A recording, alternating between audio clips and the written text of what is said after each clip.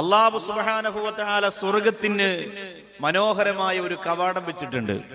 നിങ്ങൾ എത്ര ഇബാദത്ത് ചെയ്താലും, നിങ്ങൾ എത്ര സൽക്കർമ്മങ്ങൾ ചെയ്താലും, നിങ്ങൾ എത്ര ഖുർആൻ ഓതിയാലും, നിങ്ങൾ എത്ര സ്വതക്ക ചെയ്താലും, നിങ്ങൾ എത്ര ത്യാഗം ചെയ്താലും, ആ സ്വർഗത്തിന്റെ കവാടം തുറക്കാനുള്ള യോഗ്യത നേടിയാലല്ലാതെ ആ സ്വർഗത്തിന്റെ സുഖം നുകരാൻ നിങ്ങൾക്ക് സാധ്യമല്ല എന്ന് നബി സല്ലല്ലാഹു അലൈഹി വസല്ലമ തങ്ങൾ പറഞ്ഞിട്ടുണ്ട്. എന്തൊക്കെ ഭൗതിക ലോകത്ത് നിങ്ങൾ ചെയ്താലും അള്ളാഹുവിന്റെ സ്വർഗം നിങ്ങൾക്ക് കരസ്ഥമാകണമെങ്കിൽ ആ സ്വർഗത്തിന്റെ കവാടം നിങ്ങളുടെ കൈവെള്ളയിൽ, നിങ്ങളുടെ കൈക്കുമ്പിളിൽ സുരക്ഷിതമായിരിക്കണം എന്നതാണ്. എന്താണ് സ്വർഗത്തിന്റെ കവാടം? ഇസ്ലാമിക ചരിത്രത്തിൽ ആരുമെത്താത്ത തസവൂഫിന്റെ നവോമണ്ഡലങ്ങൾ കടന്ന് അള്ളാഹുവിന്റെ പൂർണ്ണമായ പൊരുത്തം ആഗ്രഹിച്ചുകൊണ്ട് കടന്നുപോയ ഒരു മഹാനായ വലിയുണ്ടായിരുന്നു. ജനങ്ങൾക്കിടയിൽ നിന്ന് അകന്നു മാറി നിന്നുകൊണ്ട് ഇബാദത്തിലൂടെ, ആരാധനയിലൂടെ, സൽക്കർമ്മങ്ങളിലൂടെ, പുണ്യങ്ങളിലൂടെ അള്ളാഹുവിന്റെ പൂർണ്ണമായ പൊരുത്തം നേടാൻ വേണ്ടി കടന്നുപോയ ഈമാൻ തുളുമ്പുന്ന ഒരു പ്രിയപ്പെട്ട സൂഫിയായ, യോഗ്യനായ, ആബിദായ, ആലിമായ ഒരു മനുഷ്യനുണ്ടായിരുന്നു. അദ്ദേഹത്തിന്റെ ജീവിതത്തിലെ ഏറ്റവും വലിയ ആഗ്രഹം ആരും ഇന്ന് വരെ കടന്നു ചെന്നിട്ടില്ലാത്ത വിധം അള്ളാഹുവിന്റെ പൂർണ്ണമായ പൊരുത്തത്തിലേക്ക് എത്തുക എന്നതായിരുന്നു. അങ്ങനെ ആ പ്രിയപ്പെട്ട മനുഷ്യൻ മനുഷ്യർക്കിടയിലുള്ള ബന്ധങ്ങളെ കുറേശ്ശെ ഒഴിവാക്കി അവരെല്ലാം എന്റെ ഇബാദത്തിന് തടസ്സമാണ്, എന്റെ സർവ്വ ബന്ധങ്ങളും ഞാൻ ഒഴിവാക്കുന്നു, അള്ളാഹുവിന്റെ പൂർണ്ണമായ പൊരുത്തവും തൃപ്തിയും നേടി അവന്റെ ലിഖാഇന് വേണ്ടി എന്ന് തീരുമാനിച്ച് ആ പ്രിയപ്പെട്ട സൂഫിയായ മനുഷ്യൻ ഇബാദത്ത് ചെയ്യാൻ തുടങ്ങി. മനുഷ്യരിൽ നിന്ന് അകന്ന് മരുഭൂമിയുടെ ഒരു ഭാഗത്ത് പ്രത്യേകിച്ച് ഒരു ടെന്റ് കെട്ടിയിട്ട് ആ പ്രിയപ്പെട്ട സഹോദരൻ ഇബാദത്ത് ചെയ്യുമ്പോ അദ്ദേഹത്തിന്റെ പ്രിയപ്പെട്ട ഉമ്മ, 9.5 മാസത്തോളം തന്റെ വയറ്റിൽ ചുമന്ന പ്രിയപ്പെട്ട ഉമ്മ, ആ പ്രിയപ്പെട്ട ഉമ്മ ഈ പ്രിയപ്പെട്ട സഹോദരന്റെ മകന്റെ മുമ്പിലേക്ക് കടന്നു ചെന്നിട്ട് ആ പ്രിയപ്പെട്ട ഉമ്മ ആ മകനെ വിളിക്കുമ്പോ ആ മകൻ നമസ്കാരത്തിലായിരുന്നു, ആ മകൻ ഇബാദത്തിലായിരുന്നു.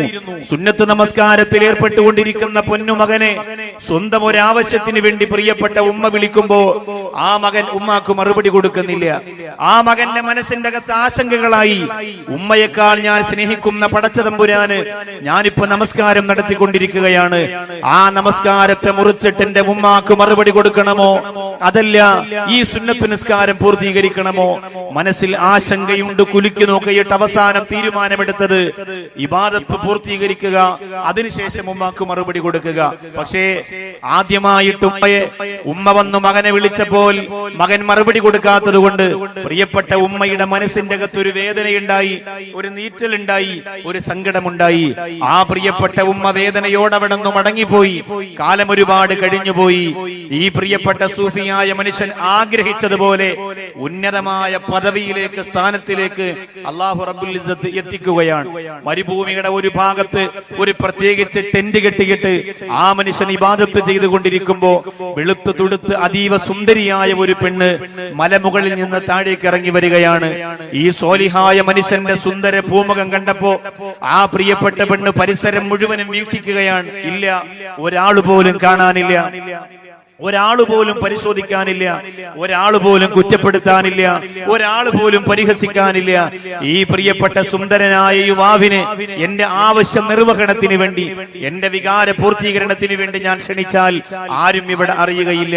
എന്നെ പോലെ ഒരു സുന്ദരിയായ പെണ്ണ് ക്ഷണിച്ചാൽ ഏതു യുവാവും വലയിൽ വീടുമെന്നുറപ്പിച്ച് ഈ പ്രിയപ്പെട്ട സുന്ദരിയായ പെണ്ണ് വന്യവയോധികനായ ഇബാദത്ത് ചെയ്തുകൊണ്ട് കഴിഞ്ഞുകൂടുന്ന ഈ പ്രിയപ്പെട്ട സോലിഹായ മനുഷ്യനെ വ്യഭിചാരത്തിലേക്ക് ക്ഷണിക്കുകയാണ്. താൻ ഈ വനാന്തരത്ത് കഴിയുമ്പോ കടന്നു വരുന്ന വന്യജീവികളെ കൊന്നെടുക്കുന്നതിന് വേണ്ടി കയ്യിൽ വെച്ചിരിക്കുന്ന മൂർച്ചയേറിയ വാള് പുറത്തേക്ക് എടുത്തിട്ട് ആ സൂഫിയായ മനുഷ്യൻ പറഞ്ഞു, നിന്നെ പോലുള്ള പിശാചുക്കളിൽ നിന്ന് രക്ഷപ്പെടാനാണ് ഞാൻ ഈ വാള് കയ്യിൽ വെച്ചിരിക്കുന്നത്. എന്റെ ഈ കണ്ടുകൊണ്ട് ഒരിക്കലും ഞാൻ ഹറാമ കാണില്ല, എന്റെ ഈ കാതുകൊണ്ട് ഒരിക്കലും ഞാൻ ഹറാമ കേൾക്കില്ല. ഇബാദത്ത് ചെയ്തുകൊണ്ട് അല്ലാഹുവിന്റെ പൂർണ്ണമായ പൊരുത്തത്തിലേക്ക് പോകുന്ന എന്നെ വലയിൽ വീഴ്ത്താൻ നിന്നെ കൊണ്ട് കഴിയില്ല എന്ന് പറഞ്ഞ് ആ പ്രിയപ്പെട്ട സഹോദരൻ, ആ നശിച്ച പെണ്ണിനെ ആ ടെന്റിൽ നിന്ന് ആട്ടിയോടിക്കുകയുണ്ടായി. പെണ്ണല്ലേ, പെണ്ണിന്റെ മനസ്സിൽ പക വന്നാൽ, പെണ്ണിന്റെ മനസ്സിൽ വെറുപ്പ് വന്നാൽ, പെണ്ണിന്റെ മനസ്സിൽ വിദ്വേഷം വന്നാൽ, പെണ്ണിന്റെ മനസ്സിൽ അകത്ത് വല്ലാത്ത നീറ്റൽ അനുഭവപ്പെട്ടാൽ ആ പ്രിയപ്പെട്ട സോലിഹായ മനുഷ്യനെ ആ പെണ്ണ് ശിക്ഷിക്കാൻ വേണ്ടി തീരുമാനിച്ചു. ഒരു ആട്ടിടയനുമായി ശാരീരിക ബന്ധത്തിൽ ഏർപ്പെട്ട് ഈ പ്രിയപ്പെട്ട പെണ്ണ് ഗർഭം ധരിക്കുകയാണ്. പ്രസവിക്കുമ്പോ ചോരയുടെ മണം മാറാത്ത കുഞ്ഞിനെയും കയ്യിലെടുത്തു വെച്ച് മലമുകളിൽ നിന്ന് താഴേക്ക് ആ പ്രിയപ്പെട്ട പെണ്ണ് ഇറങ്ങി വരുമ്പോ അന്ന് ഈ പ്രിയപ്പെട്ട മനുഷ്യൻ ഏറ്റവും വലിയായി അള്ളാഹുവിന്റെ പൊരുത്തത്തിലേക്ക് പറന്നെത്തി കഴിഞ്ഞു. ജനങ്ങളെല്ലാവരും അദ്ദേഹത്തെ കാണാൻ വേണ്ടി കാത്തു നിൽക്കുന്നു. ആയിരക്കണക്കിന് ആളുകൾ അദ്ദേഹത്തെ ഒന്ന് മുസാഫഹത്ത് ചെയ്യാൻ വേണ്ടി കാത്തിരിക്കുന്ന പദവിയിലേക്ക്, പവറിലേക്ക് ആ മനുഷ്യനെത്തി. മലമുകളിൽ നിന്ന് താഴേക്ക് ഇറങ്ങി വന്ന പെണ്ണ്, സുന്ദരിയായ പെണ്ണ്, തന്റെ കയ്യിലിരിക്കുന്ന ചോരയുടെ മണം മാറാത്ത കുഞ്ഞിനെ ജനങ്ങളുടെ മുമ്പ് കാണിച്ചിട്ട് പറഞ്ഞു, ഈ കുഞ്ഞിന്റെ പിതാവ് നിങ്ങൾ വലിയെന്ന് പറയുന്ന കള്ള ഷെയ്ഖാണ്, ഈ കുഞ്ഞിന്റെ വാപ്പ അയാളാണ്. അതുകൊണ്ട് ഒരു കാരണവശാലും ആ കള്ളന്റെ, ആ കപടന്റെ മുമ്പിലേക്ക് ഇനി നിങ്ങൾ കടന്നു പോകരുത് എന്ന് പറഞ്ഞ് ആ പെണ്ണ് നാട് മുഴുവനും പ്രശ്നങ്ങൾ ഉണ്ടാക്കിയപ്പോൾ എല്ലാ ജനങ്ങളും പിന്തിരിയുകയാണ്. ജനങ്ങൾ അങ്ങനെയാണ്. ചെറിയ ഒരു വാർത്ത കേൾക്കുമ്പോൾ ആ ഒരു വ്യക്തിയിൽ നിന്ന് അകന്നു പോകാൻ ജനങ്ങൾക്ക് ഒരുപാട് സമയമൊന്നും വേണ്ട. എല്ലാവരും പിന്തിരിഞ്ഞു. കല്ലും കവണയും അടിയും ഇടിയുമായി ആ സഹോദരങ്ങൾ എല്ലാവരും കൂടി ഈ സോലിഹായ ആരിഫായ മനുഷ്യന്റെ ടെന്റ് വളഞ്ഞു. എന്നിട്ട് അയാളോട് പറഞ്ഞു, നീ കള്ളനാണ്. സുന്ദരിയായ ഒരു പെണ്ണിനെ വ്യഭിചരിച്ചിട്ട് ആ പെണ്ണ് പ്രസവിച്ച കുഞ്ഞുമായി ഇവിടെ വന്ന് നിൽക്കുകയാണ്. അതുകൊണ്ട് സത്യം പറയടാ എന്ന് പറഞ്ഞ് ആദ്യത്തെ ഏറ് കൊടുത്ത ആ പ്രിയപ്പെട്ട സഹോദരൻ പറഞ്ഞു, ഞാനൊന്ന് 2 റക്അത്ത് നിസ്കരിച്ചിട്ട് എനിക്ക് 2 റക്അത്ത് നിസ്കരിക്കാനും ദുആ ചെയ്യാനുമുള്ള ഒരു അവസരം നിങ്ങൾ തരിക, എന്നിട്ട് നിങ്ങൾ എന്നെ എറിഞ്ഞു കൊല്ലുക.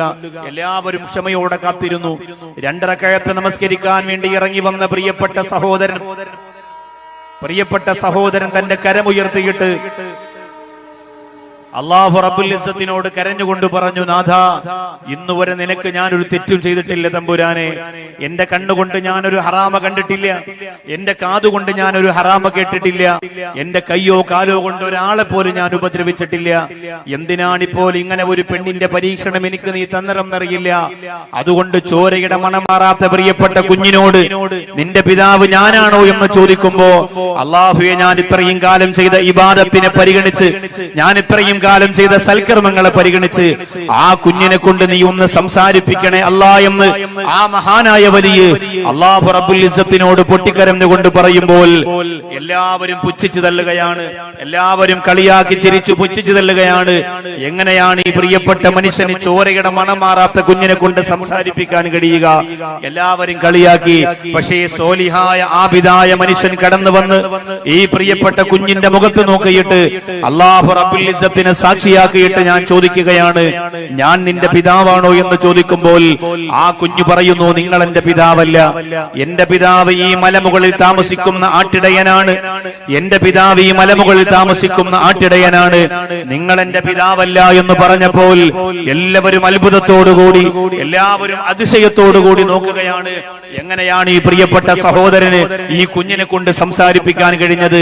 ഇബാദത്തിലൂടെ, ആരാധനയിലൂടെ, സൽക്കർമ്മത്തിലൂടെ അർഹമറഹീമായ പടച്ച തമ്പുരാന്റെ ഏറ്റവും വലിയ പൊരുത്തം നേടിയ, ഏറ്റവും വലിയ തൃപ്തി നേടിയ ഈ മഹാനായ മനുഷ്യൻ ഒരു ചെറിയ ആളല്ല.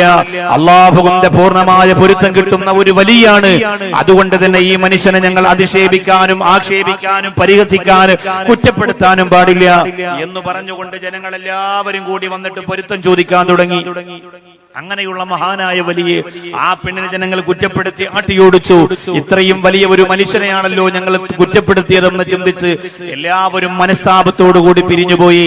പക്ഷേ ഈ പ്രിയപ്പെട്ട സോലിഹായ ആരിഫായ മനുഷ്യന് ഉറക്കം വന്നില്ല. അന്ന് രാവും പകലും ആ പ്രിയപ്പെട്ട സഹോദരൻ തിരിഞ്ഞും മറിഞ്ഞും കിടന്നു. അല്ലാഹുവേ, പടച്ചവനെ, എന്തുകൊണ്ടാണ് എന്നെ ഇങ്ങനെ പരീക്ഷിച്ചതെന്ന് ആ പ്രിയപ്പെട്ട സഹോദരൻ അറിയില്ല. എന്തുകൊണ്ടാണ് അല്ലാഹു റബ്ബുൽ ഇസ്സത്ത് തന്നെ പരീക്ഷിച്ചതെന്ന് ആ പ്രിയപ്പെട്ട സഹോദരന് മനസ്സിലായില്ല. അല്ലാഹുവിനോട് കരഞ്ഞുകൊണ്ട് ദുആ ചെയ്തു, അല്ലാ, അർഹമറഹീമായ പടച്ചവനെ, എന്തിനാണ് എന്നെ ഇങ്ങനെ പരീക്ഷിച്ചതല്ലാ? ഒരു തെറ്റ് പോലും ചെയ്യാതെ, ഒരു പാപക്കറകൾ പോലും വിരളാതെ പരിശുദ്ധമായ ജീവിതവും നയിച്ചുകൊണ്ട് കടന്നു വരുന്ന എന്നെ ഇങ്ങനെ പരീക്ഷിച്ചത് എന്തിനാണ് അല്ലാ? ആ പ്രിയപ്പെട്ട സഹോദരന്റെ ചിന്തയ്ക്ക് മറുപടി കൊടുത്തുകൊണ്ട് അല്ലാഹു അറിയിച്ചു കൊടുത്തരെന്തെന്നറിയോ? എത്രയോ നാളുകൾക്ക് മുമ്പ് താൻ നമസ്കാരത്തിൽ ഇടപെട്ടുകൊണ്ടിരുന്നപ്പോ തന്റെ പ്രിയപ്പെട്ട മാതാവ് തന്റെ പ്രിയപ്പെട്ട ഉമ്മ പുറകിൽ നിന്ന് വിളിച്ചല്ലോ. ആ പ്രിയപ്പെട്ട ഉമ്മ വിളിച്ചപ്പോ ആ ഉമ്മാക്ക് മറുപടി കൊടുക്കാത്തത് കൊണ്ട് ഉമ്മയുടെ പ്രിയപ്പെട്ട മനസ്സൊന്ന് വേദനിച്ചല്ലോ. ഉമ്മയുടെ മനസ്സ് വേദനിച്ചപ്പോ ആ പ്രിയപ്പെട്ട മാതാവിന്റെ മനസ്സിന്റെ സങ്കടത്തിന് പകരമായി, ആ പ്രിയപ്പെട്ട മാതാവിന്റെ നൊമ്പരത്തിന് പകരമായി, ആ പ്രിയപ്പെട്ട മാതാവിന്റെ മനോമുഖരത്തിൽ വന്നു വീണ കനൽക്കട്ടകൾക്ക് പകരമായി അല്ലാഹു റബ്ബുൽ ഇസ്സത്തി സോലിഹാര മനുഷ്യന് കൊടുത്ത ഒരു പരീക്ഷണമാണ് നിങ്ങൾ കണ്ടതെന്ന് ആ സൂഫിയാര മനുഷ്യന് ബോധ്യമായപ്പോ സുബ്ഹാനല്ലാഹ്,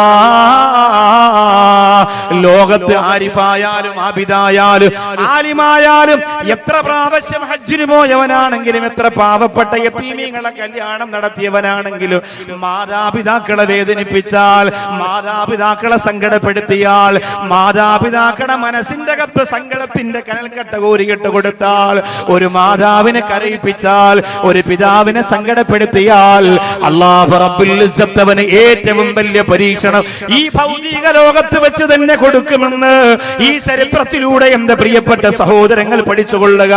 അതാണ് അല്ലാഹുവിന്റെ റസൂൽ നബി മുഹമ്മദ് മുസ്തഫ സല്ലല്ലാഹു അലൈഹി വസല്ലമ തങ്ങൾ പറഞ്ഞത്. നിങ്ങളുടെ വീട്ടിന്റെ അകത്ത് തുറന്നിരിക്കുന്ന സ്വർഗത്തിന്റെ 2 കവാടങ്ങളുണ്ട്. എന്റെ കാഞ്ഞങ്ങാട് അതിഞ്ഞാൽ വന്ന പ്രിയപ്പെട്ട സഹോദരങ്ങളെ, നിങ്ങളുടെ വീട്ടിന്റെ അകത്ത് സ്വർഗത്തിന്റെ 2 കവാടങ്ങളുണ്ട്. നിങ്ങളുടെ ഭവനത്തിന്റെ അകത്ത് സ്വർഗത്തിന്റെ 2 കവാടങ്ങളുണ്ട്.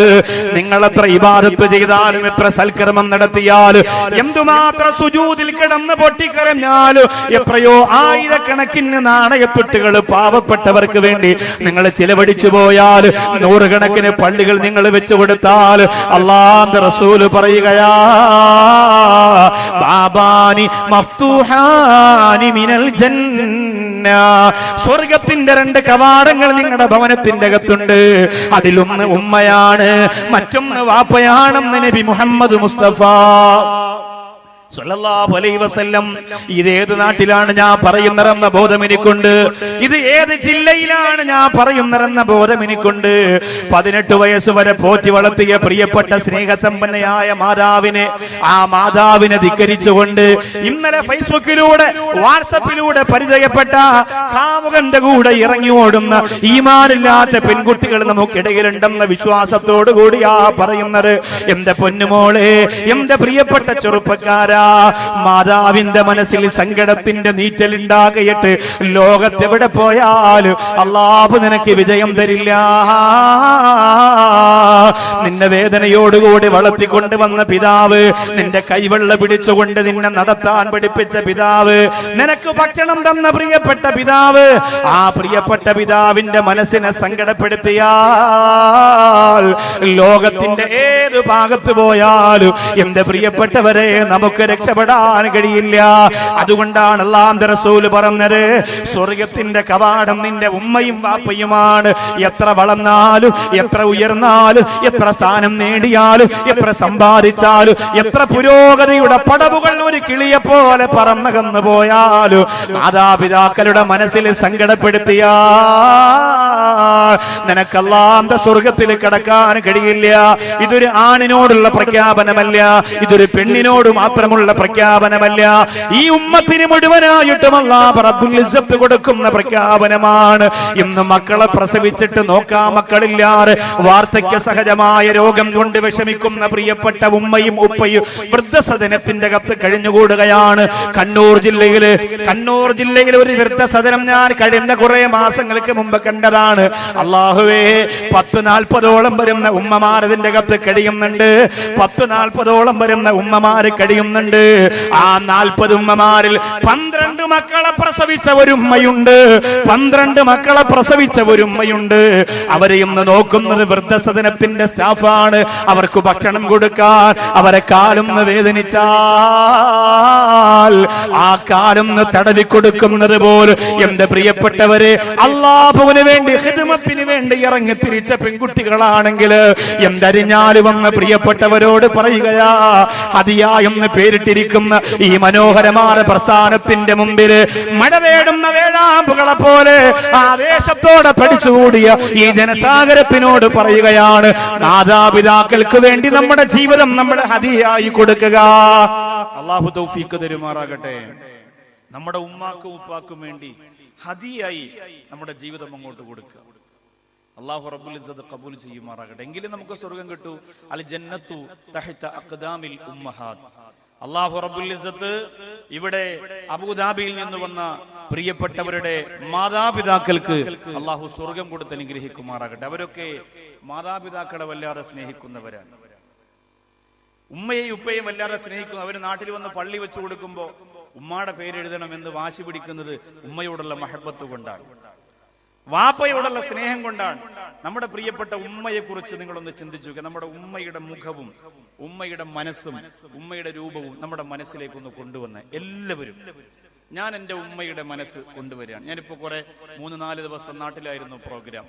അത് കഴിഞ്ഞിപ്പോ ഇവിടേക്ക് വരുമ്പോ എൻ്റെ പ്രിയപ്പെട്ട ഉമ്മ യാത്ര ചോദിച്ചു ദ്വാരം നിങ്ങളോട് പറഞ്ഞു വിടുമ്പോ ആ ഉമ്മയുടെ വീടിന്റെ മുമ്പിലിരുന്ന ഉമ്മയുടെ മുഖം എന്റെ മനസ്സിൽ ഞാൻ കൊണ്ടുവരികയാണ്. നിങ്ങളെല്ലാവരും നിങ്ങളുടെ ഉമ്മയുടെ മുഖം മനസ്സിലേക്ക് കൊണ്ടുവന്ന് എല്ലാ സഹോദരങ്ങളും ഇതൊരു പ്രസംഗം കേൾക്കുന്ന പോലെ ആവരുത്. നിങ്ങൾ കൊണ്ടുവരണം നിങ്ങളുടെ ഉമ്മയെ, മരിച്ചവരാകട്ടെ ജീവിച്ചിരിക്കുന്നവരാകട്ടെ, ഉമ്മയുടെ മുഖം മനസ്സിലേക്ക് കൊണ്ടുവരിക.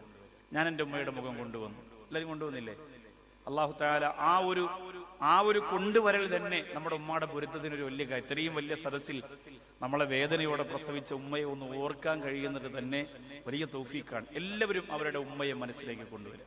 എന്നിട്ട് നിങ്ങൾ ആലോചിച്ച് നോക്കിയേ, ഇപ്പൊ നമ്മുടെ ഉമ്മാക്ക് വലിയ സൗന്ദര്യവും ഗ്ലാമറൊന്നും ഇല്ലെങ്കിലും കല്യാണത്തിന്റെ സമയത്ത് നമ്മുടെ ഉമ്മ എത്ര സുന്ദരിയായിരുന്നിരിക്കണം.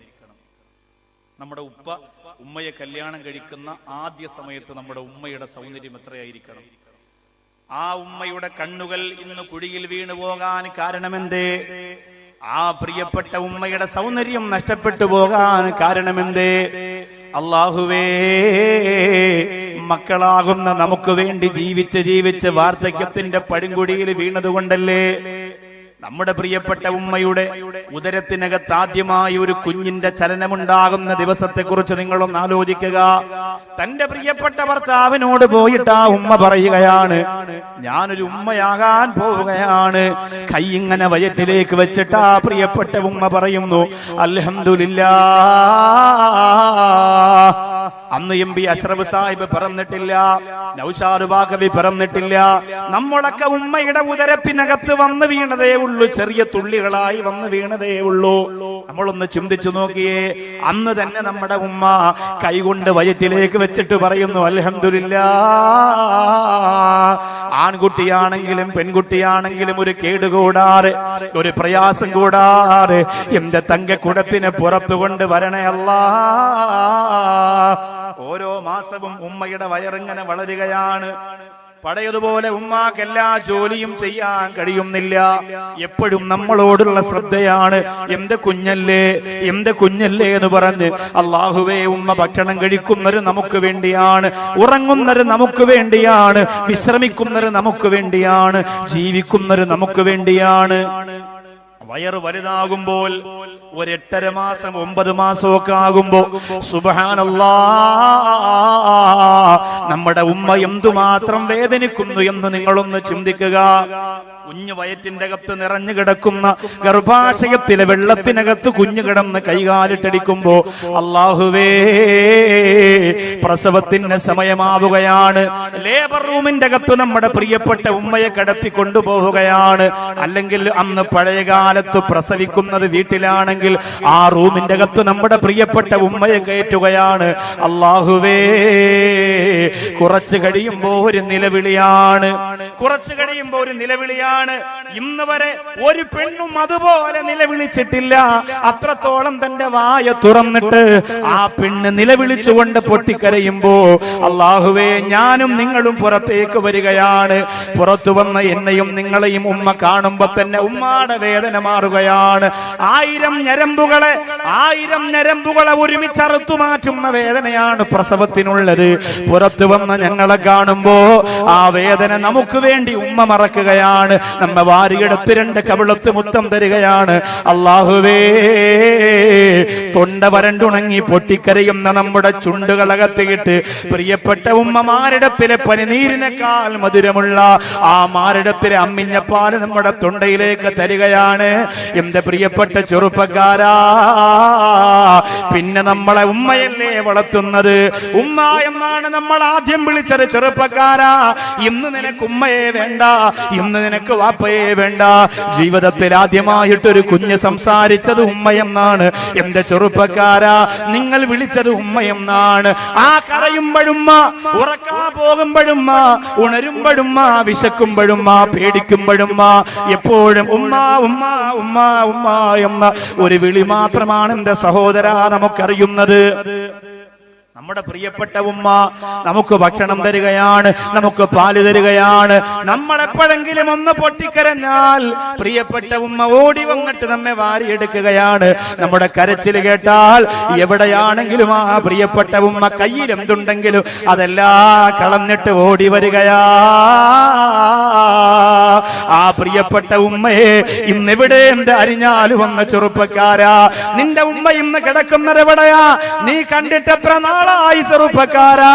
നിന്റെ സഹധർമ്മിണിയുമൊത്ത് ബേക്കൽ കോട്ടയിൽ കറങ്ങി നടക്കുമ്പോ, നിന്റെ സഹധർമ്മിണിയുമൊത്ത് കാസർഗോഡ് മംഗലാപുരം ബീച്ചില് ഒട്ടകത്തിന്റെ പുറത്തിരുന്നു കൊണ്ട് ഫോട്ടോ എടുക്കുമ്പോ, നിന്റെ സഹധർമ്മിയുമൊത്ത് ഷാജഹാൻ മുംതാസിന് സമർപ്പിച്ചു പോയ പ്രണയകുടീരമാകുന്ന താജ്മഹലിന്റെ മുമ്പ് പോയി സെൽഫി എടുക്കുമ്പോ, നിന്റെ പ്രിയപ്പെട്ടവളെയും മക്കളെയും കൊണ്ട് ബുർജ് ഖലീഫയിൽ പോയി ഉല്ലസിക്കുമ്പോ, എന്റെ പ്രിയപ്പെട്ട ചെറുപ്പക്കാരാ, ഞാൻ ഈ പറഞ്ഞ നിന്റെ ഉമ്മ എവിടെയാണ്? ഞാൻ ഈ പറഞ്ഞ നിന്റെ മാതാവ് എവിടെയാണ്? ഒന്നാലോചിച്ചു നോക്ക് പെങ്ങളെ. ഒരു പെൺകുട്ടിയാണ് പിറന്നു വീണെന്നറിഞ്ഞപ്പോ കരഞ്ഞുകൊണ്ട് എന്റെ മോക്ക് നല്ലൊരു ജീവിതം കൊടുക്കണേ അല്ലാ, എന്റെ മോക്ക് നല്ലൊരു ജീവിതം കൊടുക്കണേ അല്ലാ എന്ന് കരഞ്ഞുകൊണ്ട് ജീവിച്ച ഉമ്മ എവിടെയാണ്? ഇവിടെ നമ്മുടെ ഉമ്മ. ആലോചിച്ചോക്കെ, ഇന്ന് എത്ര ദിവസമായി നമ്മുടെ ഉമ്മയെ നമ്മളൊന്ന് കണ്ടിട്ട്. ഇനി മരിച്ചുപോയവരാണെങ്കിൽ എത്ര നാളായി ഒരു ഫാത്തിഹ. ആകെ പ്രതീക്ഷ നമ്മളല്ലേ ഉള്ളൂ നമ്മുടെ ഉമ്മാക്ക്. ആരെന്നെ മറന്നാലും എന്റെ മോൻ എന്നെ മറക്കൂല, എന്റെ മോൾ എന്നെ മറക്കൂല, ഞാൻ അവൾക്ക് അതൊക്കെ കൊടുത്തവളാണ് എന്ന് പറയുന്ന പ്രിയപ്പെട്ട ഉമ്മ ഖബറിന്റെ അകത്ത് കാത്തിരിപ്പ് തുടങ്ങിയിട്ട് നാളുകൾ എത്രയായി? ഉമ്മ എവിടെ ഇരിക്കട്ടെ, വാപ്പയെ കുറിച്ചൊന്ന് ആലോചിച്ച് നോക്കി.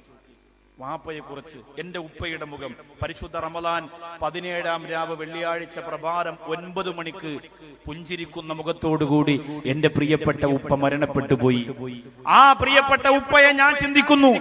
MP മൂസ സാഹിബ് എന്ന നിങ്ങളുടെ മനോമുഖരത്തിനകത്ത് സ്നേഹത്തിന്റെ 1000 താജ്മഹൽ ഒരുമിച്ച് പണിഞ്ഞ MP അഷ്റഫ് സാഹിബിന്റെ ഉപ്പയെ അദ്ദേഹം ചിന്തിക്കുന്നു. ഇവിടെ ഇരിക്കുന്ന ബഷീർ സാഹിബിന്റെ ഉപ്പയെ അദ്ദേഹം പിന്നെ ചിന്തിക്കുന്നു. അതുപോലെ തന്നെ ബഷീർ ഡാട്ട് അദ്ദേഹത്തിന്റെ ഉപ്പയെ ചിന്തിക്കുന്നു. നമ്മളെല്ലാവരും നമ്മുടെ പ്രിയപ്പെട്ട ഉപ്പമാരെ മനസ്സിൽ ഒന്ന് ചിന്തിച്ചു നോക്കി. നടക്കൂലേ?